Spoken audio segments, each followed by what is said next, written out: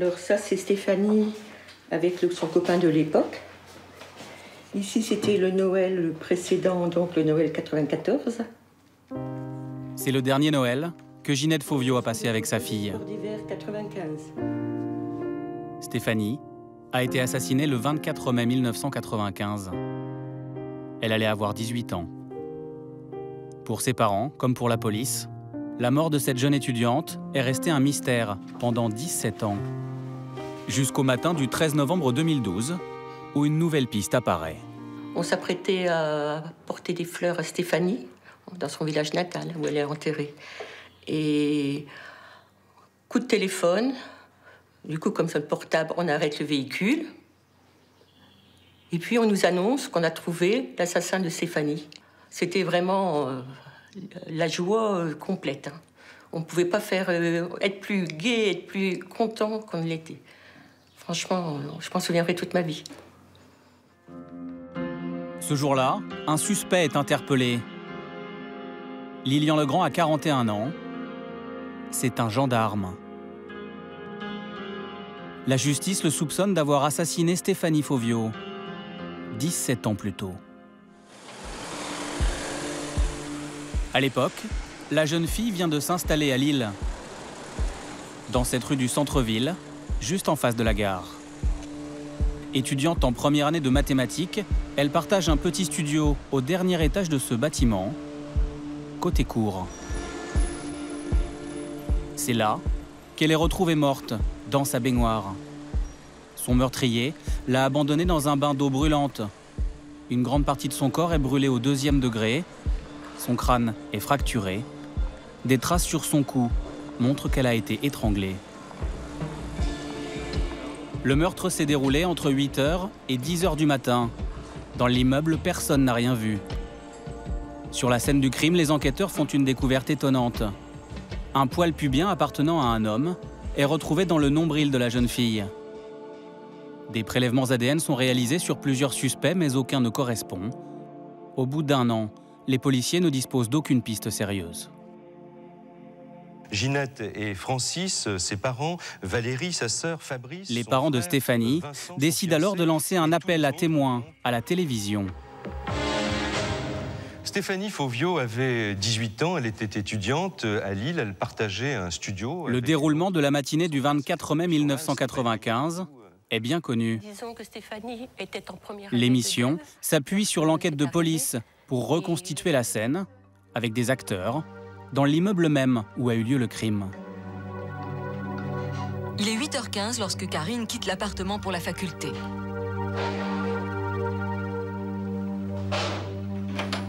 Stéphanie s'apprête à faire sa toilette. Sa colocataire est la dernière personne à l'avoir vue vivante. La découverte du corps a elle aussi été reconstituée. Karine, la colocataire, ne revient à l'appartement qu'en fin d'après-midi. Elle est accompagnée par le petit ami de sa sœur, un certain Lilian Legrand. C'est lui qui est aujourd'hui suspecté du meurtre de Stéphanie. Au 5e étage, une clé est cassée dans la serrure. Il décide d'enfoncer la porte. Dans le studio, la salle de bain est également fermée à clé. C'est en regardant par une trappe qu'ils aperçoivent le corps de Stéphanie, dans la baignoire. On peut relayer tout simplement, encore une fois, cet appel auprès de tous ceux qui ont connu Stéphanie. Continuez de nous appeler. Je rappelle donc le standard 49 90. L'appel à témoins ne donnera rien de probant. À l'époque, Lilian Legrand est interrogé par la police. Il affirme qu'au moment du crime, il était avec ses parents. Les années passent. 3 juges d'instruction se succèdent.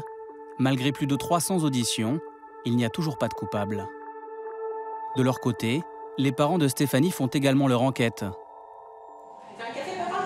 Ah oui, un café. Avec leur fils Fabrice, ils épluchent inlassablement les dossiers, vérifient le moindre détail et demandent régulièrement de nouvelles expertises. Pendant 17 ans, ils n'ont qu'une seule angoisse, que l'enquête s'arrête et qu'un juge décide de classer l'affaire. J'étais tout le temps en train de chercher. C'est grâce à ça que je réussissais à survivre. C'était chercher, essayer de trouver et tout. Vraiment, j'ai vraiment participé beaucoup à l'enquête, enfin tout le monde, hein, mais j'étais dedans.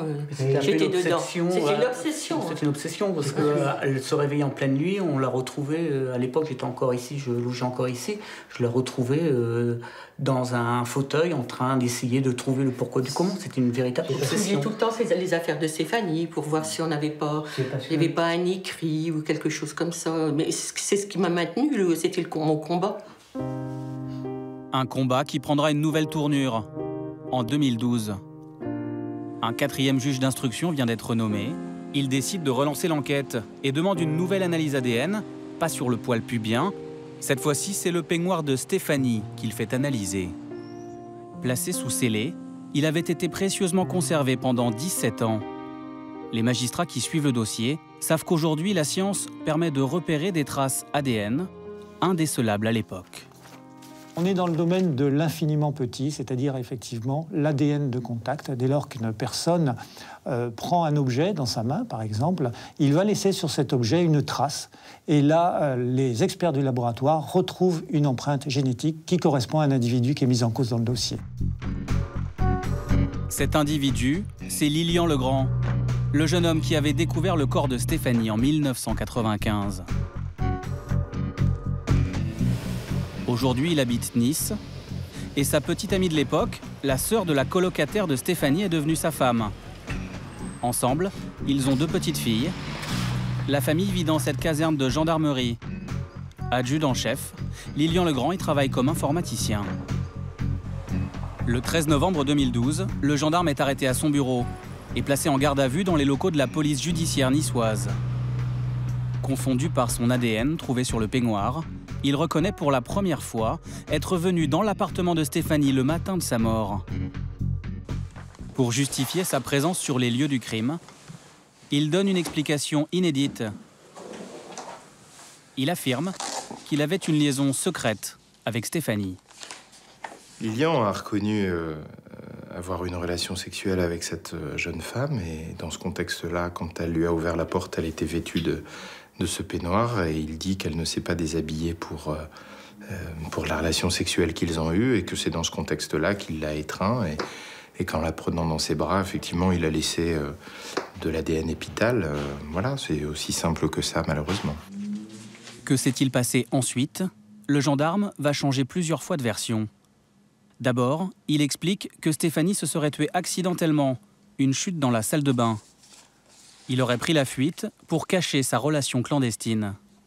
Le gendarme parle ensuite d'une dispute qui aurait mal tourné, mais à chaque fois, ces déclarations ne correspondent pas aux constatations médico-légales. Finalement, devant le juge d'instruction, il affirme que Stéphanie était vivante lorsqu'il a quitté l'appartement. Psychologie, voilà. Selon la défense de Lilian Legrand, un élément du dossier met son client hors de cause. La présence d'héroïne retrouvée dans le corps de la victime. Stéphanie aurait-elle croisé un dealer le matin de sa mort? Ce serait une piste à envisager. L'analyse médico-légale tente à montrer qu'il y a de l'héroïne encore qui aurait été prise dans un créneau au maximum de 4 à 5 heures avant son décès. C'est simplement effectivement le mystère, sachant que Lilian Legrand n'en prend pas et n'en a jamais pris, que la colocataire n'en prenait pas non plus. C'est effectivement de comprendre d'où vient effectivement cette problématique d'héroïne. Stéphanie Fauvio était-elle héroïnomane? L'analyse de ses cheveux montre qu'elle ne consommait pas de drogue régulièrement. Avait-elle de mauvaises fréquentations? Près d'Annecy, nous avons retrouvé l'une de ses meilleures amies, Véronique. Traumatisée par la mort de Stéphanie, elle a quitté l'île quelques mois après le meurtre. Elle n'y est jamais retournée. Les 2 copines se connaissaient depuis qu'elles avaient 11 ans. Dans le portefeuille de Véronique, les photos d'identité des adolescentes sont toujours là. C'est des photos qui datent depuis le début où on s'est connus, donc les photos du collège avec ses différentes coupes de cheveux. Ensuite, on passe au lycée. Elle décrit une jeune fille sérieuse. La présence d'héroïne dans le sang de sa copine, elle n'arrive toujours pas à y croire. J'ai encore dormi avec elle l'avant-veille. Il n'y avait rien dans son comportement qui avait changé. Voilà, c'était pas du tout dans son caractère. C'était pas. Elle n'avait pas eu un changement, on se connaissait par cœur, donc j'aurais vu s'il y avait quelque chose qui n'allait pas. J'aurais su s'il y avait quelque chose dans ce style, j'aurais su. Et je comprends pas. J'ai aussi une photo d'elle qui était plus récente sur la fin, où elle est avec son fiancé. Stéphanie semblait très amoureuse de son petit copain. Les deux adolescentes se disaient tout. Et selon Véronique, si Stéphanie avait eu une relation avec Lilian, elle aurait forcément été au courant.